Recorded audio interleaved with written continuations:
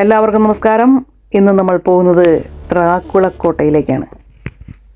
എൻ്റെ പ്രിയ സുഹൃത്തുക്കളെ, ഡ്രാക്കുളയുടെ കഥകളുമായി ബന്ധപ്പെട്ടിരിക്കുന്ന ബ്രാൻ കാസലിൻ്റെ നിഗൂഢ രഹസ്യങ്ങളിലേക്ക്, നിലവറകളിലേക്ക് ഞാൻ നിങ്ങളെ കൊണ്ടുപോകട്ടെ. ട്രാൻസിൽവാനിയയിലെ കാർപാർത്തിയൻ പർവ്വതനിരകളിൽ സ്ഥിതി ചെയ്യുന്ന ഈ മോഹിപ്പിക്കുന്ന കോട്ടയ്ക്ക് അസംഖ്യം സാഹിത്യകൃതികൾ ഒരു പ്രചോദനമായിട്ടുണ്ട്. പുരാതന ഫർണിച്ചറുകളും ഗോത്തിക് അലങ്കാരങ്ങളും കൊണ്ട് വളരെ മനോഹരമായി അലങ്കരിച്ച മങ്ങിയ വെളിച്ചമുള്ള അറകളിലേക്ക് നമ്മൾ കാലെടുത്ത് വയ്ക്കുമ്പോൾ ചന്ദ്രൻ കോട്ടയുടെ ചുവരുകളിൽ വിചിത്രമായ നിഴലുകൾ വീശുന്നതായി നമുക്ക് തോന്നാം.